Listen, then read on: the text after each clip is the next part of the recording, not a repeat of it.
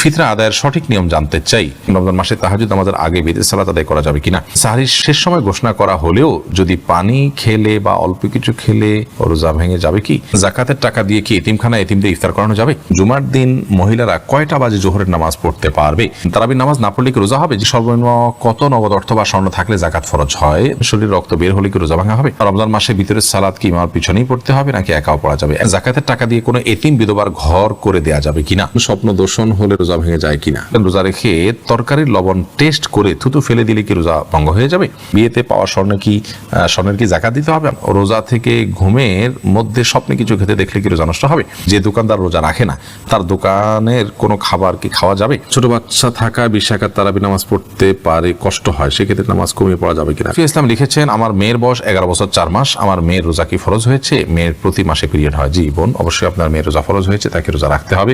শারমিন আক্তার আপনি লিখেছেন, রোজা রাখা অবস্থায় কি মুখে স্নো পাউডার ব্যবহার করা যাবে? যাবে, কোনো অসুবিধা নেই, কারণ রোজার কোনো ক্ষতি হবে না। তবে আপনার ঠোঁট হয়ে এটা যেন মুখে না যায় সেটা যেন আপনি চেষ্টা করবেন। আয়েশা সিদ্দিকা, ছোট বাচ্চা থাকা 20 রাকাত তারাবি নামাজ পড়তে পারে, কষ্ট হয়, সেক্ষেত্রে নামাজ কমিয়ে পড়া যাবে কিনা? কখন আপনি অসুবিধা হলো কম পড়লেন, কোনো অসুবিধা নেই। নফল যেহেতু এটা আপনার অসুবিধার কারণে আপনি একটু কম পড়লেন বা ভেঙে ভেঙে পড়লেন, এই সুযোগগুলো কিন্তু আছে। সাজিদুর রহমান লিটন আপনি লিখেছেন, রোজা থেকে ঘুমের মধ্যে স্বপ্নে কিছু খেতে দেখলে কি রোজা নষ্ট হবে? না, স্বপ্নে কিছু খেতে দেখলে রোজার কোনো ক্ষতি হবে না, কারণ আপনি তো বাস্তবে খান নাই, স্বপ্নে খেয়েছেন। অতএব স্বপ্নে যা কিছু হয় এটা কোনো হিসেব হয় না। স্বপ্নে আপনি একজনকে খুন করেছেন, স্বপ্নে আপনি জেনা করেছেন, আল্লাহ মাফ করুক, স্বপ্নে আপনি খেয়ে ফেলেছেন রোজা রেখে, এগুলো সব স্বপ্নে দেখেছেন, যেহেতু বাস্তবে যেহেতু করেননি, অতএব এগুলোর কারণে আপনার রোজার কোনো ক্ষতি হবে না, এগুলোর কারণে কোনো দায় আপনাকে নিতে হবে না। এরপরে এমডি সালাউদ্দিন আহমেদ আপনি লিখেছেন, যে দোকানদার রোজা রাখে না তার দোকানের কোনো খাবার কি খাওয়া যাবে? খাবারটা আপনি কি খাচ্ছেন সেটা বিষয়, কার কাছ থেকে খাচ্ছেন সেটা বিষয় নয়। যিনি রোজা রাখছেন না তিনি গুনাহগার হচ্ছেন, তিনি পাপিষ্ঠ হচ্ছেন, তার পাপ তাকে পাবে। কিন্তু তার কাছ থেকে যে খাবারটা আপনি কিনে নিচ্ছেন, হালাল টাকা দিয়ে কিনছেন, খাবারটা যদি হালাল হয়, পাক হয়, আপনি কিনে খেতে পারেন, তাতে আপনার রোজা হবে, কোনো অসুবিধা নেই। তবে একজন রোজাদার একজন বেরোজদার দুজন যদি পাশাপাশি থাকেন এবং দুইটা দোকান থাকে, তাহলে আপনি রোজাদারের কাছ থেকে একজন ভালো মানুষের কাছ থেকে কেনার চেষ্টা করবেন, এই অর্থে এই জন্য যে তাতে একজন ভালো মানুষকে সহায়তা করার যে সওয়াব সেটি আপনি লাভ করলেন এবং অর্জন করলেন। তবে এর মানে এই নয় যে আপনার রোজা হবে না, ব্যাপারটা কিন্তু সেরকম নয়। জাকিয়া হোসেন আপনি লিখেছেন, একজন নারী কতটুকু স্বর্ণ ব্যবহার করতে পারবেন আর কতটুকু হলে জাকাত দিতে হবে?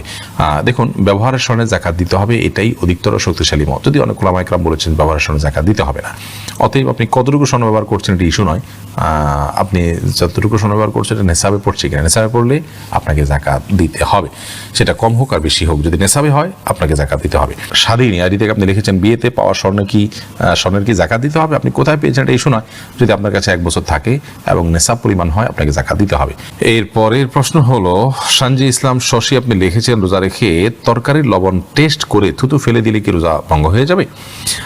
না বোন, এর কারণে রোজা ভঙ্গ হবে না। আপনি টেস্ট করার জন্য জিহ্বার আগায় 1-2 ফোঁটা আপনি ঝোল নিলেন, এরপর এটাকে থুতুর সাথে আপনি ফেলে দিলেন, পরিষ্কার করে ফেললেন, তাতে ইনশাআল্লাহ তার রোজা ভঙ্গ হবে না। কিন্তু একান্ত প্রয়োজন না হলে এটা না করাটা ভালো। এরপর ইমতিয়াজ রহমান সাইম লিখেছেন, স্বপ্ন দর্শন হলে রোজা ভেঙে যায় কিনা? না, স্বপ্ন দোষের কারণে রোজা ভাঙে না। দাদি নানি আইডি থেকে আপনি লিখেছেন, জাকাতের টাকা দিয়ে কোনো এতিম বিধবার ঘর করে দেয়া যাবে কিনা? জাকাতের টাকা দিয়ে ইয়াতিম অথবা কোনো বিধবাকে আপনি ঘর করে দিতে পারেন যদি তারা জাকাতের হকদার হয়। এতিম হলেই যে জাকাতের হকদার হবে এমনটি কিন্তু আবশ্যক নয়, বিধবা হলেই যে জাকাতের হকদার হবে এমনটি কিন্তু আবশ্যক নয়। একজন ভদ্র মহিলা, তার স্বামী মারা গেছেন, তিনি বিধবা হয়েছেন, কিন্তু তার এত সম্পদ আছে যেটা দিয়ে তিনি চলতে পারেন, কারণ সেক্ষেত্রে তিনি জাকাতের হকদার নন। এতিমের ক্ষেত্রে একই কথা প্রযোজ্য। যাই হোক, তো এতিম বা বিধবা যদি জাকাতের হকদার হয়, তাদের যে সম্পদ আছে বা উপার্জন হয় তা দিয়ে তাদের সংসার চলতে কষ্ট হয়, এরকম যদি হয়, তাহলে সেক্ষেত্রে আপনি তাদেরকে জাকাতের টাকা দিতে পারেন। জাকাতের টাকা না দিয়ে তাদের যদি ঘরের নিড থাকে, যে তাদের নিরাপদে থাকার মতো কোনো ঘর নেই, সে প্রয়োজন থাকে এবং টাকা দিলে তারা হয়তো নষ্ট করে ফেলবে, আপনি তত্ত্বাবধান করে তাদের হয়ে ঘর নির্মাণ করে দিলে জাকাতের টাকা দিয়ে এটা জায়েজ হবে। এমনি সাব্বির মোল্লা আপনি লিখেছেন, শরীরে রক্ত বের হলে কি রোজা ভাঙা হবে? শরীরে রক্ত যদি বের হয় তাহলে এর ফলে রোজা ভাঙা হবে না, এর তো উযু ভাঙা হবে। এরপর সাব্বির হোসেন আপনি লিখেছেন, রমজান মাসে ভিতরের সালাত কি ইমামের পিছনেই পড়তে হবে নাকি একাও পড়া যাবে? একাও পড়তে পারেন, কোনো অসুবিধা নেই, ইমামের পিছনে পড়তে হবে বাধ্যবাধকতারাই। তবে যে ফজিলত পেতে হলে ইমাম যাওয়া পর্যন্ত আপনাকে অপেক্ষা করতে হবে। রাত জেগে ইবাদত ফজিলত পেতে হলে ইমামকে নামাজে রেখে আপনি চলে যাবেন, এটা হবে না। বরং আপনি প্রয়োজনে অপেক্ষা করতে পারেন, দুকু জিকির আজকার দোয়া দরুদ পড়লেন, এরপর বিতির শেষে সবাই যখন গেল আপনি তখন বের হলেন। মিফতাহুল জান্নাতি আড়ি থেকে আপনি লিখেছেন সর্বনিম্ন কত নগদ অর্থ বা স্বর্ণ থাকলে যাকাত ফরজ হয়? দেখুন, এটা যেহেতু স্বর্ণ এবং রূপার উপরে নির্ভর করে, এই জন্য স্বর্ণ এবং রূপার মূল্য যেহেতু উঠানামা করে, এই জন্য ফিক্সড অ্যামাউন্ট বলাটা জটিল। আমরা আপনাকে শুধু এটুকু বলছি যে 52.5 তোলা রূপার আজকের বাজার দর কি পিওর রূপার, অথবা 595 গ্রাম বলতে পারেন 52.5 তোলাকে, এই পরিমাণ রূপা কিনতে গেলে এটার দাম কত দাঁড়াবে, যেই টাকাটা এটার দাম হবে সেই পরিমাণ টাকা আপনি এর টাকার যদি আপনি মালিক হন, তাহলে সেই টাকা যদি আপনার কাছে 1 বছর থাকে তার উপর আপনার জাকাত আসবে, আদারওয়াইজ আপনার উপরে জাকাত আসবে না। আহমদ রহিম আপনি লিখেছেন তারাবির নামাজ না পড়লে কি রোজা হবে? জি ভাই, অবশ্যই রোজা হয়ে যাবে। রোজার সাথে তারাবির নামাজের সম্ভব এরকম নয় যে একটা না করলে আরেকটা হবে না, দুইটা স্বতন্ত্র ইবাদত। তারাবি কোনো কারণে পড়তে না পারলেও রোজা আপনাকে রাখতেই হবে এবং হয়ে যাবে। সাউদা উম্মে হাবিবা আইরিন আপনি লিখেছেন জুমার দিন মহিলারা কয়টা বাজে জোহরের নামাজ পড়তে পারবে? জোহরের ওয়াক্ত হওয়ার পরে পড়তে পারবে। মসজিদে জুমার নামাজের জামাত হওয়ার পরে পড়তে হবে এমনটি অনেকে মনে করেন, অথচ এমনটি কোনো আবশ্যক নয়। আপনি চাইলে জুমার নামাজের আগেও, অর্থাৎ ওয়াক্ত হয়ে গেছে জোহরের 12টা আজকে জোহর ওয়াক্ত হয়ে গেছে, এরপর থেকে আপনি বাসায় জোহর পড়তে পারেন। শিমু খান আপনি লিখেছেন জাকাতের টাকা দিয়ে কি এতিমখানা এতিমদের ইফতার করানো যাবে? ইফতার করানোটা তখন জায়েজ হবে যখন ইফতার করার কোনো ব্যবস্থা গরিবের নাই, তখন আপনি জাকাতের টাকা দিয়ে সে অ্যারেঞ্জ করলেন। মূলত জাকাতের টাকা তাদেরকে দিয়ে দিবেন, তাদের প্রয়োজন অনুযায়ী খরচ করবে। আপনি নিজে আইটেম ফিক্স করে দিবেন না যে জাকাতের টাকা দিয়ে তুমি এটাই করো। অনেকে হয়তো মনে করেন যে এটা আমি ইফতার করালাম, এটা একটা মানে দৃশ্যমান কিছু হলো, তাহলে সেক্ষেত্রে তো এটি রিয়া হয়ে গেল, লৌকিকতা হলো, এটি তো গুনাহের কারণ হতে পারে। বরং অতএব এই বিষয়ে আমাদের সাবধান থাকতে হবে। তাহিয়া আপনি লিখেছেন সাহরির শেষ সময় ঘোষণা করা হলেও যদি পানি খেলে বা অল্প কিছু খেলে রোজা ভেঙে যাবে কি? আর সাহরির সময় শেষ, এটা যদি আপনি নিশ্চিত হন টাইম শেষ হয়ে গেছে, তারপরে যদি আপনি পানি অথবা মেডিসিন বা যাই খান, অল্প যদি খান, তাতে রোজা ভাঙা হবে এবং এই রোজাটা আপনাকে পরবর্তীতে রেখে দিতে হবে। এমনি মিজানুর রহমান মিজান লিখেছেন রমজান মাসে তাহাজ্জুদ নামাজের আগে বিতির সালাত আদায় করা যাবে কিনা? সর্বাবস্থায় বিতির নামাজ সর্বশেষে পড়তে হবে। আপনি তারাবির পরে যদি রাতে তাহাজ্জুদে আরও কিছু নামাজ পড়বেন আপনার ইচ্ছা থাকে, তাহলে সেক্ষেত্রে আপনি শেষে বিতির পড়বেন। রমজান মাসে গুনাহ মাপের আমল ও দোয়া কি জানালে উপকৃত হব? রমজান মাসে গুনাহ মাপের জন্য সবচেয়ে বেশি যে কাজটি করতে হবে তাহলে শিরক থেকে নিজেকে পরিচ্ছন্ন রাখতে হবে, মুক্ত রাখতে হবে, এবং হিংসা, বিদ্বেষ, শত্রুতা, মানুষের প্রতি এগুলো থেকে নিজেকে মুক্ত রাখতে হবে।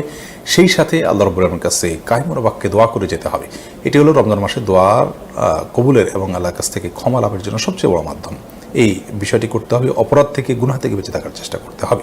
এরপরের প্রশ্ন হলো, আমার মা বাবার উপর যদি জাকাত ফরজ হয় তাহলে কি আমি তাদের পক্ষ থেকে জাকাত আদায় করতে পারবো? মা বাবা কিংবা স্ত্রীর তরফ থেকে, স্বামী কিংবা যে কারোর তরফ থেকে, একজনের তরফ থেকে অন্যজন জাকাত আদায় করতে পারেন। জাকাত আর্থিক ইবাদত। আর্থিক ইবাদতের ক্ষেত্রে সুবিধা হলো যে যার আর্থিক ইবাদত তার তরফ থেকে আপনি আদায় করে দিতে পারেন। জাস্ট তাকে একটু বলে দিতে হবে যে তোমার জাকাতটা, তোমার আর্থিক ইবাদতটা আমি আদায় করে দিচ্ছি। তাকে ইনফর্ম করে তারপরে আপনি এটি আদায় করতে পারেন। অর্থাৎ তিনি জানলে নিয়ত করে নিলেন যে হ্যাঁ অমুক আদায় করছে, সেটা আমার জাকাত, তাকে আমি দায়িত্ব দিলাম একরকম, অথবা তিনি আর দায়িত্ব গ্রহণ করলেন এবং তাকে পারমিশন দিলেন জাকাত দাতা, বাস তাতে জাকাত আদায় হয়ে যাবে। এরপরে প্রশ্ন হলো, আজান ইকামতের আগে কোনো দোয়া আছে কি না, বা আউযুবিল্লাহ বিসমিল্লাহ পড়া যাবে কিনা? আজান ইকামতের আগে কোনো দোয়া নেই, এমনকি আউযুবিল্লাহ বিসমিল্লাহও নেই। আউযুবিল্লাহ বিসমিল্লাহ পড়ার উদ্দেশ্য হলো আল্লাহর স্মরণ। আজান তো শুরুই হয় আল্লাহর স্মরণ দিয়ে, আল্লাহু আকবার, আল্লাহ সবচেয়ে বড়, এটা দিয়ে আজান শুরু হয়, যার কারণে তার আগে আর আউযুবিল্লাহ বিসমিল্লাহ পড়ার কোনো প্রয়োজন নেই, কোনো শিক্ষাও আমাদেরকে নবী করিম সাল্লাল্লাহু আলাইহি ওয়াসাল্লাম দেননি। এছাড়া আজানের আগে অনেক এলাকাতে দুরূদ পড়া হয়, আসসালাতু ওয়াসসালামু আলাইকা ইয়া রাসূলুল্লাহ, এরপর আজান দেওয়া হয়। আজানের পরে দুরূদ পড়ার কথা হাদিসে বর্ণিত হয়েছে, আগে দুরূদ পড়ার কথা হাদিসে বর্ণিত হয়নি। যে ইবাদতটি নবী করিম সাল্লাল্লাহু আলাইহি ওয়াসাল্লাম যেভাবে করতে বলেছেন সেভাবে করতে হবে। মন গড়া যদি আমরা করি সেটাই কিন্তু ইবাদতের মধ্যে ভেজাল এবং বেদাত হিসেবে পরিগণিত হবে। এরপরের প্রশ্ন হলো, তারাবির নামাজের মাঝে বা শেষে কি দোয়া করা যাবে? দোয়া তো যে কোনো সময় করা যায়, সে অর্থে আপনি তারাবি সালাতের মাঝে অথবা শেষে আপনি আল্লাহর কাছে দোয়া করতেই পারেন, কিন্তু এটাকে সিস্টেম বানিয়ে নেওয়া, যে 4 রাকাত পর পর দোয়া কিংবা শেষ হওয়ার পর সুনির্দিষ্ট একটি দোয়া গদবাদা হাত তুলে করা, এটিকে সিস্টেম বানিয়ে নেওয়াটা, এটি বেদাতে পর্যবসিত হওয়ার আশঙ্কা আছে। শরীয়ত কোনো কিছু যদি নির্দেশ না করে, সেটাকে শরীয়তের নির্দেশ মনে করে কিংবা সেটাকে শরীয়তের নির্দেশের মতো গুরুত্ব দিয়ে যদি কেউ আদায় করেন, তাহলে সেটাকে সওয়াবের কাজ, এই ইবাদতের পদ্ধতি বা নিয়ম যদি বানিয়ে নেন কেউ, তো সেটি বেদাতে পর্যবসিত হওয়ার সমূহ আশঙ্কা আছে। আপনি নিজে থেকে এমনি কখনো দোয়া করলেন, কখনো করলেন না, সেটা একান্ত আপনার ব্যক্তিগত বিষয়, কিন্তু সুনির্দিষ্ট দোয়ার ফরম্যাট ঠিক করে নেওয়ার কোনো সুযোগ কিন্তু নেই। আল্লাহ ছাড়া কারো নামে কসম করা যাবে কিনা? না, আল্লাহ ছাড়া কারো নামে কসম করা যাবে না। কসম হবে শুধুমাত্র আল্লাহর নামে। নবী করিম সাল্লাল্লাহু আলাইহি ওয়াসাল্লাম বলেছেন, মান আরাদা ইয়াহলিফা ফালইয়াহলিফ বিল্লাহি আও লিয়াসমুত, যদি কেউ শপথ করতে চায় সেজন্য আল্লাহর নামে শপথ করে অথবা নীরব থাকে, আল্লাহ ছাড়া কারোর নামে যেন শপথ না করে। এরপরে প্রশ্ন হলো, মানুষ মারা গেলে লাশের পাশে কোরআন পড়া যাবে কিনা? লাশের পাশে কোরআন পড়ার কোনো নির্দেশনা কোন হাদিসে আছে বলে আমার জানা নেই। মৃত ব্যক্তিকে খুব দ্রুততার সাথে দাফন কাফনের ব্যবস্থা করতে হবে, গোসল দেওয়াতে হবে, তার জন্য আল্লাহর কাছে দোয়া করতে হবে, ইস্তেগফার করতে হবে, ক্ষমা প্রার্থনা করতে হবে, এটা আমাদের করণীয়। তার পক্ষ থেকে দান সাদকা আমরা করতে পারি, কিন্তু তার লাশের পাশে বসে কোরআন তেলাওয়াতের কোনো ফজিলত নাই। কোরআন তো যারা তেলাওয়াত করবে তাদের লাভ, মৃত ব্যক্তিত্ব এটাতে কোনো লাভ হওয়ার কারণ নেই। অনেক সময় আমরা মজা করতে গিয়ে মিথ্যা কথা বলি, তাতে কারো কোনো ক্ষতি হয় না, এতে আমাদের পাপ হবে কিনা? মজা করতে গিয়ে মিথ্যা কথা বলাটাও গুনাহের কথা এবং পাপের কথা। নবী করিম সাল্লাল্লাহু আলাইহি ওয়াসাল্লাম বলেছেন, যে ব্যক্তি মজা করেও মিথ্যা কথা বলে না, পরিহার করে মিথ্যা কথা, সে ব্যক্তির জন্য নবী করিম সাল্লাল্লাহু আলাইহি ওয়াসাল্লাম জান্নাতের সেন্টার পয়েন্টে একটি প্রাসাদের জিম্মাদার নিয়েছেন। অর্থাৎ এরকম সুযোগ আসলেও সেগুলো করে না। হাসি তামাশার জন্য আমরা আজকাল অনেকে মিথ্যা কথা বলি, মানুষকে হাসানোর জন্য, লোক হাসানোর জন্য মিথ্যা কথা বলি, এটা উচিত নয়। মানুষকে হাসানোর জন্য মিথ্যা কথা বলাও পাপ, অপরাধ, এবং নবী করিম সাল্লাল্লাহু আলাইহি ওয়াসাল্লাম হাদিসে সুস্পষ্টভাবে নিষেধাজ্ঞা আছে ব্যাপারে। বর্তমান সময় মহিলারা বাড়ি বাড়ি গিয়ে মাহফিল করে এবং মহিলা বৈঠক করে, ইসলামের ব্যাপারে কি বলে? মহিলাদের মধ্যে দিন প্রচারের কাজ, দাওয়াতের কাজ করতে পারেন, সেটা শরিয়ার সীমানার মধ্যে থেকে পর্দার বিধান মেনে অভিভাবকদের অনুমতি সাপেক্ষে, এবং যদি তারা নিজের জায়গা থেকে তারা দাওয়াতের কাজ করতে পারেন, আজকাল মোবাইলে অনলাইনে বিভিন্নভাবে করা যায়, সেক্ষেত্রেও যদি সীমালঙ্ঘন না হয় সেটি তারা করতে পারে না। অনেক মহিলারা এই জাতীয় তালিমের মধ্যে মাশগুল হয়ে নিজের সন্তান, স্বামী, সংসার এগুলো থেকে তারা অনেকটা উদাসীন হয়ে যান, যেটা অনুচিত। এক্ষেত্রে আমাদের ব্যালেন্স করতে হবে এবং সীমা লঙ্ঘন করা যাবে না। দাওয়াতের কাজ বা ইসলাম প্রচারের কাজ পুরুষদের পাশাপাশি মহিলারাও করবেন, সেটা বলা বাহুল্য। এরপরে প্রশ্ন হলো, রোজা অবস্থা যদি হস্তমৈথুন করে তাহলে রোজা ভেঙে যাবে কিনা? ভেঙে গেলে যদি সাথে সাথে ফরজ গোসল করে পুনরায় রোজার নিয়ত করে তাহলে রোজা হবে না, এর ফলে রোজা আর জোড়া লাগবে না। হস্তমৈথুন করে বীর্যপাত যদি কেউ করে তার ফলে রোজা ভেঙে যাবে।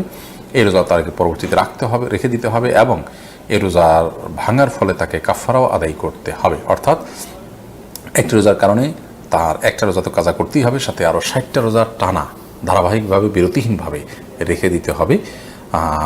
এটি তার জন্য একরকম শাস্তি এবং এটি জঘন্য অপরাধ বটে, যার কারণে আল্লাহ মাফ করুক। এই ধরনের অপরাধ থেকে আল্লাহ তাআলা হেফাজত করুন, এবং এই ধরনের অপরাধ থেকে আমাদেরকে বেঁচে থাকার মতো ইমানের শক্তি, তাকওয়া আল্লাহ তাআলা আমাদেরকে দান করুন। পাকা চুল বা দাড়ি তুলে না ফেলে বেছে বেছে কেটে ফেলা যাবে কিনা? যেহেতু তুলে ফেললে গুনাহ হয়, তাই কেটে ফেলা যাবে কিনা? কেটে ফেলা তাও এক ধরনের তুলে ফেলার মতোই, যদিও আক্ষরিক অর্থে হাদিসের খেলাফ হবে না কেটে ফেললে, তারপরেও হাদিসে যেটি বলা হয়েছে সেটি দ্বারায় অপসারণ করা বা এটাকে লুকানোর যে চেষ্টা করা, সেটার বিরুদ্ধে নবী সাল্লাল্লাহু আলাইহি ওয়াসাল্লাম আমাদেরকে সেটা না করতে বলেছেন। এমনটিও হতে পারে, সে অর্থে আমরা যদি কেটে ফেলি সেটিও তার সেই নির্দেশ লঙ্ঘন হবে সেক্ষেত্রে। এই জন্য এটা অ্যাভয়েড করা উচিত। এবং তিনি বিকল্প যেটি বলেছেন তাহলে যে আমরা যে কোনো কালার করতে পারি, কালো ছাড়া লাল ইত্যাদি কালার করতে পারি। একা একা নামাজ পড়ার ক্ষেত্রে সূরা কোরআন তেলাওয়াতের সময় ঠোঁট না নাড়িয়ে মনে মনে তেলাওয়াত করা জায়েজ আছে কিনা? একা একা যখন আমরা সালাত আদায় করবো তখন সূরা, কেরাত ইত্যাদি এগুলো আমাদেরকে ঠোঁট নাড়িয়ে তেলাওয়াত করতে হবে। মনে মনে তেলাওয়াত করলে সেটা তেলাওয়াত হিসাবে গণ্য হবে না, কোরআন পাঠ হিসাবে গণ্য হবে না। পাঠের জন্য অবশ্যই আমাদের ঠোঁট, জিহ্বা ইত্যাদি নড়তে হবে। পরের প্রশ্ন হলো, বিকাশ বা মোবাইল ব্যাংকিং এর মাধ্যমে যদি যাকাতের টাকা পাঠানো হয় তাহলে তার চার্জ কাকে বহন করতে হবে, যাকাত দাতাকে না যাকাত গ্রহীতাকে? গুরুত্বপূর্ণ প্রশ্ন। মোবাইল ব্যাংকিং এর মাধ্যমে অথবা যে কোনো উপায়ে যদি আপনি যাকাত অভাবী মানুষের কাছে পাঠান তাহলে যাকাত দাতা হিসাবে এটার খরচ আপনাকে বহন করতে হবে, যাকাত গ্রহীতাকে এর খরচ বহন করতে হবে না। যাকাত গ্রহীতা যদি এসে আপনার কাছ থেকে যাকাত নিয়ে যায় সেটা সম্পূর্ণ স্বতন্ত্র বিষয়, তার খরচ তিনি বহন করবেন। বাট আপনার দায়িত্ব হলো আপনি যখন তার কাছে যাকাত পাঠাবেন তখন পাঠানোর খরচটা আপনাকে বহন করতে হবে। ধরুন 10,000 টাকা আপনি বিকাশ করেছেন অথবা এম ক্যাশ করেছেন কিংবা নগদ উপায় বা আরও যে সমস্ত মোবাইল ব্যাংকিংয়ের ব্যবস্থাপনা আছে কিংবা অন্য কোনো উপায় আপনি পাঠালেন, এই পাঠানোর ক্ষেত্রে যে খরচটা হবে সেই খরচটা আপনাকে সাথে দিয়ে দিতে হবে। 10,000 টাকাটার সাথে অতিরিক্ত খরচের টাকাটা আপনাকে দিতে হবে, অর্থাৎ যাতে নিট 10,000 টাকা গরিব মানুষ উত্তোলন করতে পারে আপনার যাকাত থেকে। যদি আপনি এটি না করেন তাহলে সেক্ষেত্রে আপনার যাকাত থেকে যে পরিমাণ টাকা কস্ট হিসাবে বা চার্জ হিসাবে কাটা হবে সে পরিমাণ টাকা আপনার যাকাত থেকে অনাদায় থেকে যাবে, সেটি আবার আপনাকে আদায় করতে হবে। ধরুন 10,000 টাকা উত্তোলন করতে তার 1,000 টাকা খরচ হলো ফর এক্সাম্পল, তাহলে অথবা 100 টাকা খরচ হলো কিংবা 200 টাকা খরচ হলো, এই যে টাকাটা খরচ হলো এই কয় টাকা আপনার যাকাত থেকে কম আদায় করা হলো, কারণ গরিব এই 200 টাকা কম পেয়েছে, 9,800 টাকা পেয়েছে হয়তো, কথার কথা। তো সেজন্য জাকাত দাতাকেই পাঠানোর খরচ বহন করতে হবে। প্রশ্ন হলো, রোজা রাখা অবস্থায় কি গুপ্তাঙ্গের লোম পরিষ্কার করা যাবে? উত্তর হলো করা যাবে, কোনো অসুবিধা নাই, এর ফলে রোজার বা সিয়ামের কোনো ক্ষতি হবে না। মিনি বয় করিম আপনি লিখেছেন, ফিতরা আদায়ের সঠিক নিয়ম জানতে চাই, সঠিক সময় জানতে চাই। ফিতরা আদায়ের সঠিক সময় হলো চাঁদ উঠেছে শাওয়াল মাসের, অর্থাৎ ঈদের চাঁদ উঠেছে তখন থেকে নিয়ে ঈদের নামাজের আগ পর্যন্ত, এই টাইমটার মধ্যে, রাতের মধ্যে, সকালের আগে আগে আপনি গরিবের কাছে পৌঁছাবেন। এটা হলো ফিতরা আদায়ের মূল টাইম। এই সময়ের মধ্যে এত অল্প সময়, শর্ট টাইমে ফিতরা আদায় করা যদি কঠিন হয় মনে হয়, তাহলে 2-1 দিন আগেও ফিতরা আদায় করাকে জায়েজ বলেছেন ফুকাহায়ে কেরাম। তবে কোন অবস্থাতেই ঈদের নামাজের পরে আদায় করলে সেটি জায়েজ হবে না, যেহেতু হাদিসে সুস্পষ্টভাবে ব্যাপারে বক্তব্য রয়েছেন। নবী সাল্লাল্লাহু আলাইহি ওয়াসাল্লাম বলেছেন, ফামান আদ্দাহা ক্বাবলা আল সালাহ, যে ব্যক্তি ঈদের নামাজের আগে ফিতরা আদায় করলো, ফাহিয়া মাকবুলাহ, তাহলে সেটি ফিতরা হিসাবে আল্লাহর কাছে গ্রহণযোগ্য হবে ইনশাআল্লাহ। আর ওয়ামান আদ্দাহা বাদাস সালাহ, যে ঈদের পরে আদায় করবে, ঈদের নামাজের পরে, ফাহিয়া সাদাকাত মিনাস সাদাকাত, তাহলে সেটা অন্য 10টা সাদকার মতো একটা সাদকা বা দান হবে, এটা কোনো ফিতরা হিসাবে বিবেচিত হবে না। এরপরে প্রশ্ন দেখতে পাচ্ছি, নুসাইবা নাওরিন বোন আপনি জানতে চেয়েছেন, মেয়েরা কি নার্সিং করতে পারবে?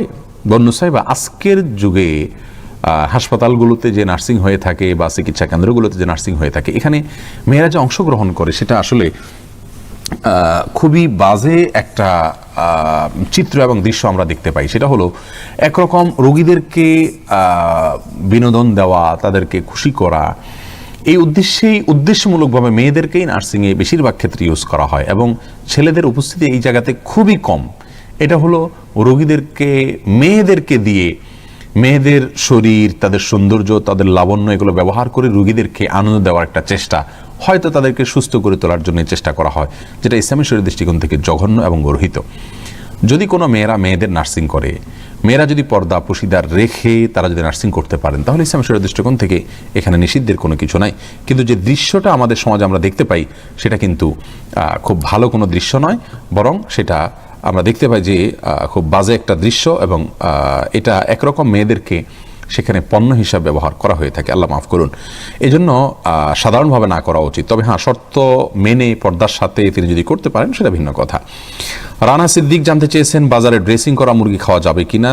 ভাই রানা, বাজারে ড্রেসিং করা মুরগি খাওয়া যাবে, তবে না খাইলে ভালো, ঝামেলা মুক্ত। অনেক ওলামা ইকরাম নিষেধ করেন, এই জন্য তারা বলেন যে পানিতে চুবানো হয় ড্রেসিং করার জন্য, সেই পানিটাতে যখন চুবানো হয়, নাড়ি বুড়ি যদি ভিতরে থাকে, তাহলে সিদ্ধ গরম পানিতে ওটা চুবানো হলে ওই নাপাক যেগুলো নাড়ি বুড়িতে আছে, পায়খানা ইত্যাদি, সেগুলো গোশতের সাথে মিশে যেতে পারে, এই জন্য নিষেধ করেন। আসলে এত অল্প সময়ের জন্য যে চুবানো হয়, কয়েক সেকেন্ডের জন্য, এত অল্প সময়ের মধ্যে ওই নাপাকই এটা গোশত পর্যন্ত পৌঁছায় না, যার কারণে গোশতের মধ্যে কোনো দুর্গন্ধ আমরা দেখি না, স্বাদটাও নাপাকের আসে না, কোনো আলামতও আসে না, যার কারণে এটাকে আমরা হারাম মনে করি না। তারপরেও যেহেতু আমাদের ইখতিলাফ আছে, মতপার্থক্য আছে, যদি এটা অ্যাভয়েড করা যায়, বিকল্প পন্থায় করা যায়, সেটা বেশি ভালো। অর্থাৎ নাড়িবুড়ি ফেলে দিয়ে তারপরে ফ্রেশ পানিতে চুবাই ড্রেসিং করলেন, তাহলে কোনো সমস্যা নেই। গুলশান আশা আপনি জানতে চেয়েছেন, নবী সাল্লাল্লাহু আলাইহি সাল্লামকে মৃত বলা কি গুনাহ? বোন গুলশান, রাসূল করিম সাল্লাল্লাহু আলাইহি সাল্লামকে মৃত বলা এটা গুনাহ নয়। আল্লাহ সুবহানাহু ওয়া তাআলা নিজেই বলেছেন, ইন্নাকা মাইয়িতুন ওয়া ইন্নাহুম মাইয়িতুন। ইন্নাকা মাইয়িত এর অর্থ হলো, হে রাসূল, নিশ্চয়ই আপনি মাইয়িত। মাইয়িত মানে কি? মৃত বা মরণশীল। তো নবী সাল্লাল্লাহু আলাইহি সাল্লামকে আল্লাহ সুবহানাহু ওয়া তাআলা যদি মরণশীল বলতে পারেন, মাইয়িত বলতে পারেন, তো আমরা মৃত বলতে অসুবিধা কোথায়? হ্যাঁ, আম্বিয়া আলাইহিমুস সালাতু ওয়াস সালাম তারা আলমে বারজাখে বিশেষ হায়াত উপভোগ করেন, যেটা একেবারে আমাদের মতো স্বাভাবিক জীবন যাপন করা বা স্বাভাবিক জীবন আপনার কি বলে স্বাভাবিকভাবে আমরা যে জীবন যাপন করি দুনিয়াতে, সেরকম জীবন যাপন না, একটা বিশেষ হায়াত তারা উপভোগ করেন। সেই অর্থে আপনার বলা যেতে পারে তারা একটা বিশেষ হায়াত ভোগ করছেন, কিন্তু মৃত বলা যাবে না, ব্যাপারটি সেরকম না। আল্লাহ নিজেই বলেছেন, তাহলে কেন আপনি বলতে পারবেন না? আর তাছাড়া তারা মৃত্যুবরণ করেছেন, অতএব তাদেরকে মৃত্যুবরণ না করলে আমরা কবরের নিচে কেন রেখে দিলাম? এরপরে প্রশ্ন হলো, ফারুক তিতাস আপনি জানতেছেন, মাসনুন দোয়া, আয়াতুল কুরসি, তিনকুল ইত্যাদি পাঠ করলে আউযুবিল্লাহি বিসমিল্লাহ না পড়লে গুনাহ হবে কিনা?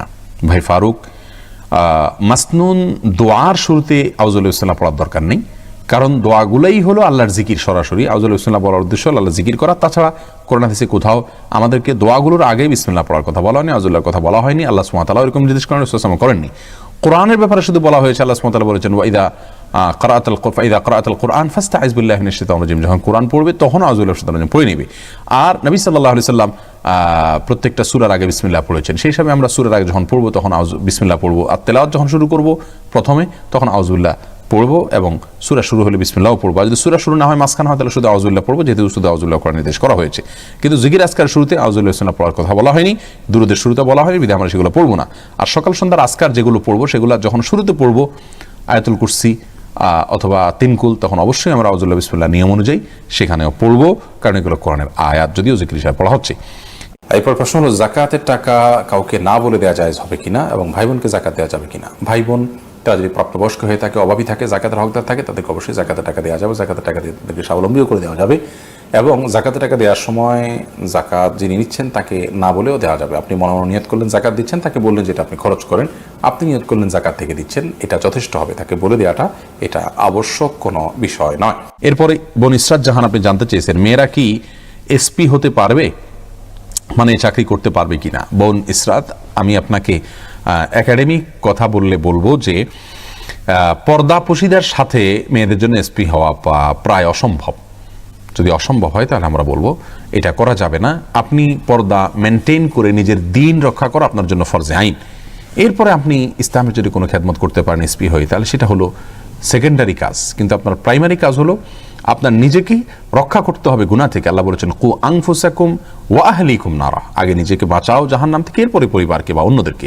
অতএব আপনি নিজে এসপি হয়ে হতে গিয়ে যদি আপনি পর্দা পশিদা মতো চলতে না পারেন, আপনাকে বিশেষ ড্রেস পরতে হয়, এবং সেক্ষেত্রে আপনি আপনার শরীরের অঙ্গ প্রত্যঙ্গগুলো দৃষ্টিকটুভাবে আপনার প্রকাশিত হয়, এবং আপনি অন্যদের সাথে কাজ করতে গিয়ে, আপনার দায়িত্ব পালন করতে গিয়ে এই সমস্ত বিষয়ের মুখোমুখি হন, তার ওটা জায়েজ হবে না। ইসলামী শরিয়া মেয়েদের এবং ছেলেদের কাজের ক্ষেত্রে বেশ কিছু নীতিমালা দিয়েছে, এটা আমাদের কল্যাণার্থেই দিয়েছে।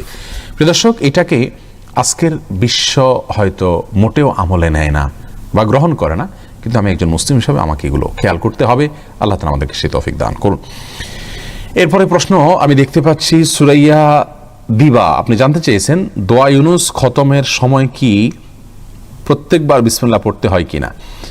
প্রথম কথা হলো, দোয়া ইউনুস খতম বলতে কোনো খতম নেই, তবে হ্যাঁ আল্লাহ সুবহানাহু ওয়া তাআলা কোরআনে কারীমে বলেছেন, ইউনুস আলাইহিস সালাম যে দোয়া পড়েছেন লা ইলাহা ইল্লা আনতা সুবহানাকা ইন্নী কুনতু মিনাজ জালিমিন, এই দোয়ার আলোচনা করে আল্লাহ তাআলা শেষে বলেছেন ওয়া কাযালিকা নুনজিল মুমিনিন, একইভাবে আমি ঈমানদারদেরকে মুক্ত করে থাকি যেভাবে ইউনুসকে আমি এই দোয়া পড়ার মাধ্যমে মুক্ত করেছি। এই জন্য আমাদের কোনো বিপদ আপদে পড়লে আমরা দোয়া ইউনুস পড়তে পারি, এটা ভালো, প্রশংসনীয়। কিন্তু এটার খতম বলতে নির্দিষ্ট কোনো সংখ্যা, এত হাজার বার, 70,000 বার, 1 লাখ, 1.25 লাখ, এরকম কোনো সংখ্যা নির্দিষ্ট করা এটা উচিত নয়, কারণ ইসলামী শরিয়া কোথাও এটাকে নির্দিষ্ট করা হয়নি। আর দোয়া ইউনুসের আয়াত, এটা যদি দোয়া ইউনুস যদি কোরআন আয়াত, এই জন্য যখন প্রথমবার পড়বেন, প্রথমবার আপনি আউযুবিল্লাহ পড়ে নেবেন, এরপরে যতবার পড়বেন আর আপনার আউযুবিল্লাহ কিছু পড়ার দরকার নেই। ইমরান হক বাপ্পি জানতে চেয়েছেন, বাবা মা যদি দায় রাখতে না দেন তাহলে করণীয় কি। ভাই ইমরান, আমরা বাবা মার কথা শুনবো, অবশ্যই শুনতে হবে। আল্লাহ সুবহানাহু ওয়া তাআলা নিজেই বলেছেন বাবা মার কথা মান্য করতে এবং তাদের প্রতি সদাচরণ করতে। আল্লাহ সুবহানাহু ওয়া তাআলা বলেছেন ওয়াবিল ওয়ালিদাইনি ইহসানা, কিন্তু সে আল্লাহ যিনি নির্দেশ করেছেন তারই রাসূল সাল্লাল্লাহু আলাইহি ওয়াসাল্লাম আমাদেরকে বলেছেন লা তাআতা লি মাখলুকিন ফি মাসিয়াতিল খালিক, বা আমার কথা শুনবো, নির্দেশ মানবো, তবে যতক্ষণ পর্যন্ত তারা আমাদেরকে আল্লাহ এবং তার রাসূলের বিরুদ্ধে যেতে না বলবেন। তারা যদি আল্লাহ এবং তার রাসূলের বিরুদ্ধে যেতে বলেন, তখন আর আমরা বাবা মার কথা শুনবো না, কারণ আমাদের সৃষ্টিকর্তা যিনি আমাদেরকে সৃষ্টি করেছেন তার অবদান বাবা মার চাইতে অনেক বেশি। বাবা মা আমাদের সৃষ্টিকর্তা নন, বিধায় ইসলামী শরিয়ার সুস্পষ্ট কোনো বিধানের বিরুদ্ধে কোনো অন্যায় করতে যদি বাবা মা নির্দেশ করেন তাহলে সেটা মানা যাবে না। দায়ী যদি বাবা মা রাখতে নিষেধ করেন তাহলে বাবা মার সেই নিষেধকে মানা যাবে না, তবে তাদের সাথে ব্যবহারও খারাপ করা যাবে না। অত্যন্ত বিনয়ের সাথে নিজের আদর্শের জায়গা থেকে একজন ঈমানদার হিসাবে দায়ী রাখার অপরিহার্যতা আর জায়গাটা তাদেরকে পরিষ্কার করে বোঝানোর চেষ্টা করতে হবে। আল্লাহ তৌফিক দান করুন।